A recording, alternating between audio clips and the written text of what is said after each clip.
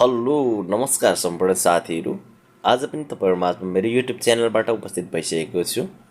आज पनि तपाईँहरूले थम्बनेल हेरेर थाहा पाइसक्नु भएको छ साथीहरू भिडियो केको लागि भन्ने कुरा चाहिँ।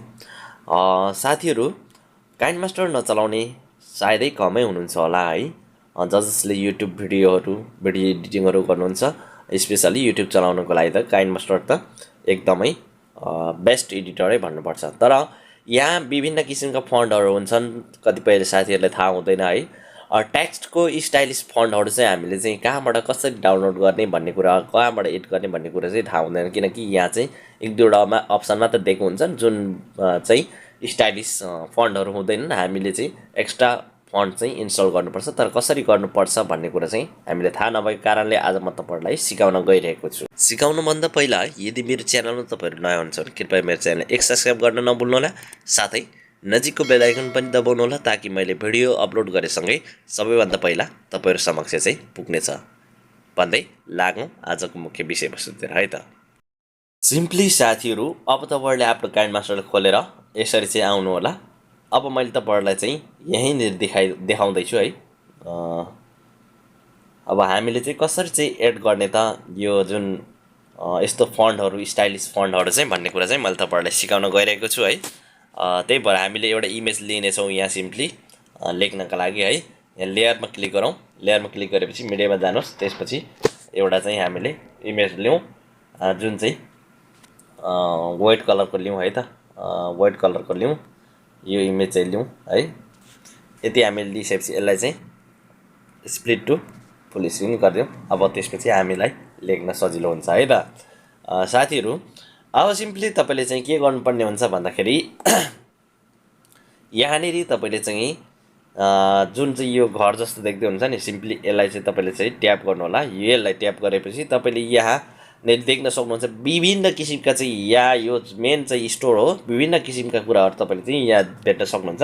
हामीले चाहिएको चाहिँ के चाहिँ भन्दाखेरि चाहिँ यहाँनिर टी छ, यहाँ ट्याक्स, यो चाहिँ सिम्पली क्लिक गर्नु होला। यसलाई साथीहरू क्लिक गरिसकेपछि तपाईँले यहाँ देख्न सक्नुहुन्छ है।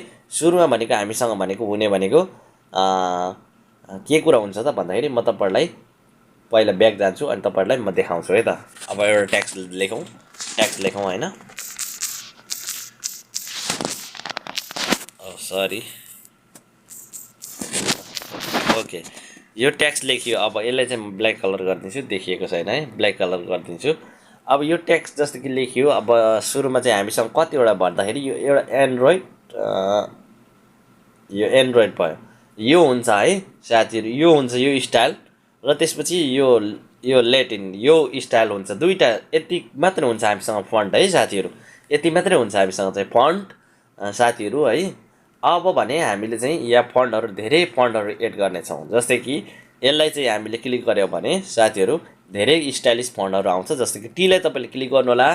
टीलाई क्लिक गरिसकेपछि तपाईँले चाहिँ यहाँनिर देख्न सक्नुहुन्छ है, साइन सेरिफ भन्ने चाहिँ यहाँ देखाइरहेछ। यो फन्ट हेर्नुहोस्। अब तपाईँले चाहिँ धेरै किसिमको यो फन्टहरू यहाँ पाउन सक्नुहुन्छ। यहाँ हेर्दै जानुहोस् यहाँ है, यिनीहरू सबै चाहिँ एकदमै राम्रो खालको फन्टहरू यहाँ चाहिँ। जस्तै कि मानिलिउँ एउटा यो फन्ट, अब मैले क्लिक गरेँ, यसलाई मैले इन्स्टल गरिसकेको छु है। यसलाई मैले इन्स्टल गरिसकेको छु। अब यति मात्र नभएर सेरिफ यसलाई पनि तपाईँले चाहिँ अब यो फन्ट हेर्नुहोस्, यो फन्ट यस्तो स्ट्यान्डर्ड स्पेसलहरू छ है। अब यो तपाईँले चाहिँ अब यहाँ देख्न सक्नुहुन्छ विभिन्न किसिमको। तपाईँले चाहिँ कुन चाहिँ तपाईँलाई मनपर्छ यहाँबाट चाहिँ इन्स्टल गर्न सक्नुहुन्छ। यसरी चाहिँ इन्स्टल गर्नु सजिलैसँग है। तपाईँलाई एकदमै यो चाहिँ पैसा लाग्दैन, फ्री हो। यसरी गरिदिनुहोस्। अब यो तपाईँको इन्स्टल भइहाल्छ। इन्स्टल यति इजीसँग भइहाल्छ। अब तपाईँलाई कुन चाहिएको छ त्यही हो। तपाईँ जस्तो कि डिस्प्ले हेर्नुहोस्। अब यहाँनिर हेर्नुहोस्, यहाँ विभिन्न किसिमको हेर्नुहोस् त, यहाँ विभिन्न किसिमको यो सबै यो फन्टहरू है। यो चाहिँ फ्री फन्टहरू हो।